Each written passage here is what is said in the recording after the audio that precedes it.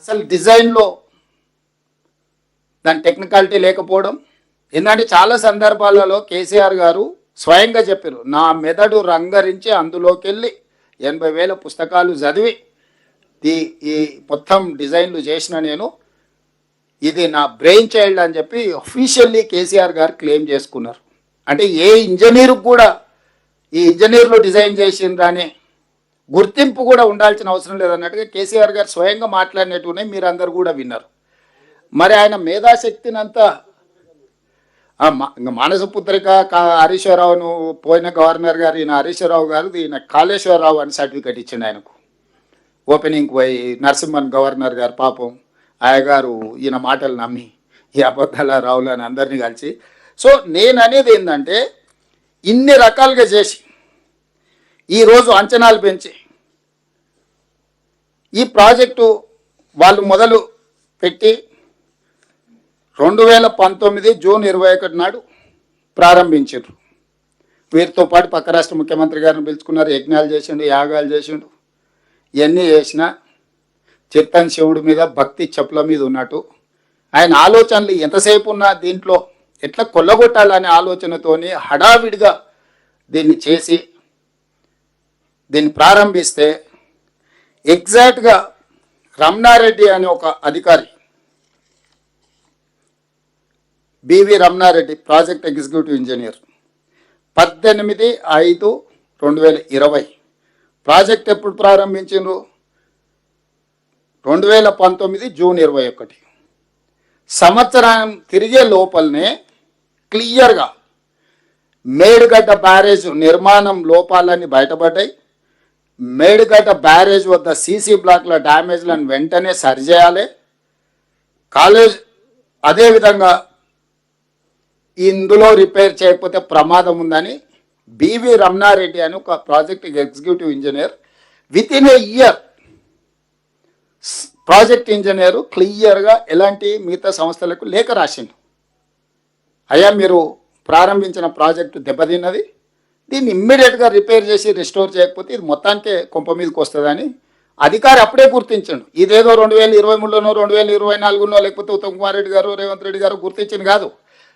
చంద్రశేఖరరావు గారు అపాయింట్ చేసుకున్న project executive engineer అటు మేడిగడ్డ వర్క్ చేసే ఇంజనీర్ ఎలాంటికి స్పష్టంగా 18/5/2020 ప్రాజెక్టు ప్రారంభించిన 11 నెలల్లోనే ఇందులో లోపాలు ఉన్నాయి, దీంట్లో సమస్య ఉన్నది, దీన్ని తక్షణమే రిపేర్ చేయడానికి లెటర్ రాస్తే ఆ కంపెనీ రిపేర్స్ చేయలే. ఎందుకంటే ఇవ్వాల్సిన దానికంటే ఎక్కువ కమిషన్లు ఇచ్చిన ఇంకా ఇదే చేసుడు ఎక్కువ, ఇంకా మళ్ళీ రిపేర్ ఒకటి చేసుకుంటే కూర్చుంటాడా అని చెప్పి వాడు నాకేంది నువ్వు చెప్పేదని వాడు అసలు పట్టించుకోలే. సో ఈ ప్రాజెక్టులో మీ అందరికీ నేను ఇచ్చే సమాచారం ఏంటంటే 19లో ప్రారంభిస్తే 20లోనే సమస్య వచ్చింది. ఇమ్మీడియట్గా దాన్ని రిపేర్ చేయలే. రిపేర్ చేయకపోవడం వల్ల డే బై డే అది పెరిగి పెద్దదై అది పూర్తిగా కుప్పగూలే పరిస్థితి వచ్చింది. దీంట్లో ఈరోజు అదేవిధంగా 20లో అట్లా జరిగింది. ఇప్పుడు కన్నెపల్లి పంప్ హౌస్ దగ్గరకు పోయింది. ఇక కన్నెపల్లి ఎంత సుఖమైందా అంటే 2022 జూలై 14 గోదావరిలో వరద వస్తే కన్నెపల్లి అన్నారం పంప్ హౌజులు రీటైనింగ్ వాల్ పంప్ హౌస్ ఇక్కడ కడితే గోదావరి జలాలు ఇందులోకి రాకుండా గోడ అడ్డం కడితే అది నాణ్యత లేకపోవడం వల్ల కుప్పగూలితే మొత్తం కన్నెపల్లి పంప్ హౌస్ ఫోటోలు చూపిస్తున్నాం మీకు. ఇది నీళ్లు నిండిపోయింది. ఇది లోపల మిషన్లు మొత్తం కెమెరా క్లోజప్ తీసుకురా. ఈరోజు కన్నెపల్లి అని చెప్తున్నాడు కదా, ఇగో ఇది కన్నెపల్లి పంప్ హౌస్. ఇది ఎప్పుడు 2022లోనే ఈ పంప్ హౌస్లకు అడ్డంగా కట్టిన గోడ, నీళ్లు రాకుండా కట్టిన గోడ ఒక్కసారిగా గోదావరి జలాలు ఉధృతి పెరగానే ఆ గోడ కుప్పగూలి మొత్తం నీళ్లు పంప్ హౌస్లోకి వస్తే ఇవి కొన్ని మీటర్ల ఎత్తు నీళ్లు నిండినాయి. ఇది మొత్తం పంపులు, లిఫ్టులు, మోటార్ల పరిస్థితి ఇది మీకు చూపిస్తే మంచిది. సో ఇప్పుడు దీంట్లో ఉన్న పరిస్థితి ఇది. కాబట్టి ఒకవేళ మీకు చూపిస్తే అంటే నేనేమంటున్నానంటే ఇది ఒక్కరోజు ఒక్కటేసారి వచ్చిన సమస్య కాదు.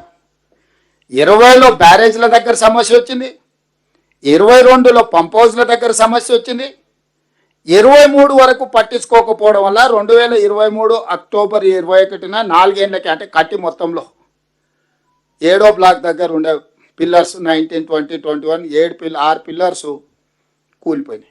కూలడానికి కారణం ఏంటంటే నేను ఊరు భాషలో చెప్తా. మనం ఇల్లు కట్టేటప్పుడు ఊర్లో ఉండే మేస్త్రి కూడా బునాది దవ్వుతాడు. బునాది గట్టివాడి వరకు గుంత దవ్వుతాడు. ఒకసారి లూజ్ మట్టి ఉంటే బునాది 10 ఫీట్లకు పోతుంది. కింద హార్డ్ రాక్ వచ్చి ఏదన్నా వస్తే మనం 3 ఫీట్లో 4 ఫీట్లో బునాది దవ్వి దాన్ని ఒక బేస్ చేసి దాని నుంచి పిల్లర్లు లేపుతాం. మనం ఎన్ని ఫ్లోర్లు ఎత్తుబోదలుచుకుంటాం దాని లెక్క బట్టి భూమిలో బునియాది చేస్తాం. ఇక్కడ మేడిగడ్డ కానీ అన్నారంలో కానీ సుందిళ్లలో కానీ ఎక్కడైతే బ్యారేజీలు కట్టాలనుకున్నారో భూమిలో పరీక్షలు చేయలేదు. సరార్దర్ కాటన్ అప్పుడు అక్కడ బ్యారేజ్ కట్టినప్పుడే ఆయన ఇక్కడి వరకు చేసి ఇచ్చంపల్లి వరకు సర్వే చేసి ఇచ్చంపల్లి దగ్గర కడితేనే ఉంటుంది. ఇక్కడ ఎక్కడ కూడా ఈ భూమి బ్యారేజీలు కట్టడానికి ఇది సరైన ప్రాంతం కాదు అని చెప్పి సరార్దర్ కాటన్ ఆ రోజుల్లో నివేదిక ఇచ్చిండు. ఇచ్చంపల్లి వరకు అక్కడి నుంచి చేసుకుంటూ వచ్చి. సో సాంకేతిక నైపుణ్యం లేని రోజుల్లోనే సరార్దర్ కాటన్ అనేవాడు ఈ ఏరియాలలో ఎక్కడ కట్టినా నిలబడదు. అక్కడ ఉండే అంటే వాటర్ వెలాసిటీ స్పీడ్ కావచ్చు, ఉధృతి ఎక్కువ ఉన్న దగ్గర నువ్వు అడ్డం కడితే అది వచ్చే స్పీడ్కి నువ్వు కట్టే స్ట్రక్చర్స్ తట్టుకోవడం కూడా కష్టం. కొన్నిసార్లు భూమి లూజ్ సాయిల్ ఉంటుంది, ఊర్లో సౌటపొలం అంటాం, లూజ్ సాయిల్ ఉంటుంది ఇల్లు కట్టుకునేటప్పుడు. ఆ లూజ్ సాయిల్లో మనం కట్టాలనుకుంటే ఎక్కువ లోపడిపోతాం. లేదనంటే కింద దాన్ని తట్టుకునేటట్టు మొత్తం కింద బేస్ తయారు చేసి దాని మీద నుంచి పిల్లర్ లేపుతాం. సో ఇక్కడ కేసీఆర్ హడావిడి, ఆయనకు అర్జెంటుగా 1000 కోట్లు కావాలి, 2-3 ఏళ్ళలోనే దీన్ని మొత్తం చేయాలి, 2-3 వేలలోనే 1000 కోట్లు సంపాదించుకోవాలని తోటి ఆయన బునియాదిలో ఉన్న భూమి యొక్క పటిష్టతను అసలు లెక్క చేయలే. అదే చెప్పిండ్రు ఎక్స్పర్ట్స్. ఈయన ఏం చేసిండు, కొంత లోపలికి పోయిండు, ఇంకా కింద ఇసుకనే ఉంది, ఇక్కడికే ఆపేసి ఇక్కడ నుంచి నిర్మించిండు, అన్ని కట్టేసిండు. ఓదానికోటి లింక్ ఉన్నది కాబట్టి కొంతకాలం ఇట్లా ఆగింది. ఆగిన తర్వాత ఈరోజు మీకు మేడిగడ్డ దగ్గర ఉన్న రిజర్వాయర్ కెపాసిటీ 16 టీఎంసీలు, ఆ తర్వాత అన్నారం 10 టీఎంసీలు, ఆ పైన 8 టీఎంసీలు దాని హయ్యెస్ట్ కెపాసిటీ. కానీ ఎప్పుడు కూడా మనం ఏదైనా రిజర్వాయర్ కానీ బ్యారేజ్ కానీ డ్యామ్ కానీ కట్టినప్పుడు దాని కెపాసిటీస్ను కొత్తగా మొదలుపెట్టినప్పుడు first year 25%, second year 25%, third year 25%, fourth year 100% of the capacity of that barrage, dam or reservoir ఏదైనా అట్లా సాంకేతికంగా చేసుకుంటూ ఫస్ట్ 25% నీళ్లు నింపినప్పుడు ఇందులో ఏం సమస్యలు వస్తున్నాయి, భూమి ఏమైనా కుంగుతుందా, దీనివల్ల ఏమైనా డ్యామేజ్ ఉందా, ఏమైనా కొట్టుకపోతుందా ఏదో చూసుకో. అట్లా ఎవ్రీ ఇయర్ ఇది మెథడ్ అట్లా లెక్కేసుకొని చేస్తారు.